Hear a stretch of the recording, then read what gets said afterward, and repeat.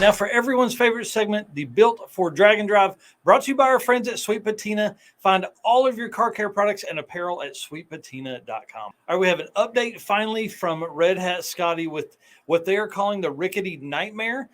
The car has finally started. He posted a video the other day. This car is Plan B while the Rickety Rocket gets its cage so he can go deep into the nines. You know, he has struggled with 10 O's for a while. He said he was ready to turn the Rickety Rocket up. And so this car is just a Plan B built from parts that they had laying around. So he purchased the Rickety Nightmare a few years ago as basically a future build and parts car. When the Rocket wasn't going to be done in time for race week, they pulled this car out, threw a spare 5.3 in it that had been in the corner for like 2.5 years or something like that. Turbo 400, put an 8.8 in it from another car. And this car is NA for now, but the guys are bringing a nitrous setup with them with the goal of running 13s, maybe some 12s.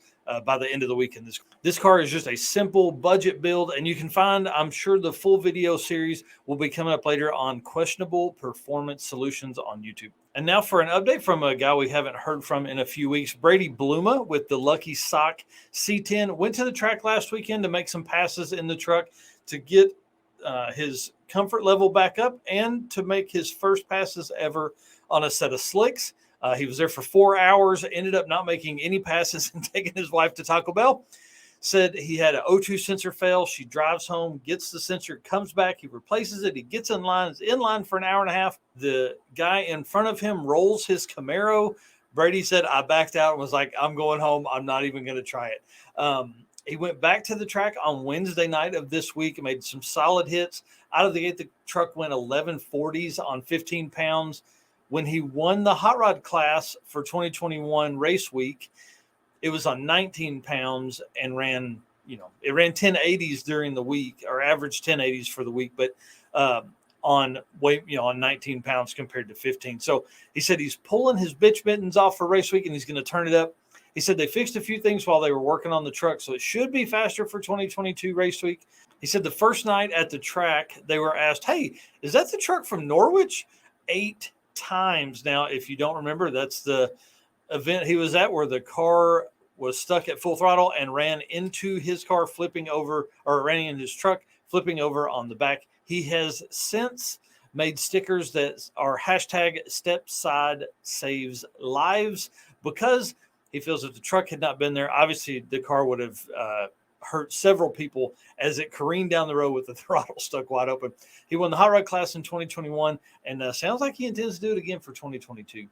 And another stepside truck that was built specifically for drag and drive and our buddies at Sweet Patina are going to like because the patina on this truck is perfect, is Eric Wilson. And you'll remember him. He actually sat down with us earlier, which I'm going to post that interview later.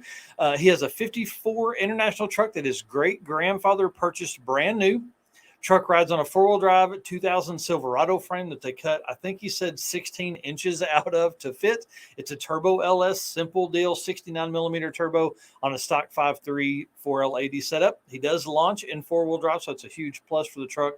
The truck's been has had a best average of 12:09.86 at Rocky Mountain Race Week 2021. The truck's actually ran 1170s. He daily drives this truck. It was built by him and his dad and his brother, and he has attended every Rocky Mountain event our Rocky Mountain Race Week event that has been put on, all of the RMRWers and the Race Week events. My favorite story of Eric's is he changed for 2021 on Race Week. Him, Rich Guido, and Bill Armstrong and a few other people actually changed a rod and piston on the side of the road in just under 3 hours. I love that story. That's actually what the interview is about. It's amazing. He actually had to completely disassemble the front suspension or the front drive axle, pull the pan. While he was doing that, the guys were getting the heads off. They used toothpaste to reseat the valve. It's a great story. You'll have to listen to it when you have a few minutes. It's right about an hour long. He had to get the truck repaired on the side of the road. Well, he had to get the truck repaired during that event because he had driven it from Colorado and none of his family had come out. So he would have had no way to get the truck home because he was here by himself. For Race Week 2022, Eric did say he is most likely bringing his Cadillac STSV. So We'll have another story to tell you once we meet up with him on the event. And this week's product showcase is Sweet Patina's Blackout Rust Preventative Coating. This direct-to-metal coating doesn't require any primer and can be sprayed, brushed, or rolled on. This underbody coating is formulated to stop corrosion. The coating dries to a flexible, rock-hard finish that will not crack, chip, flake, or peel.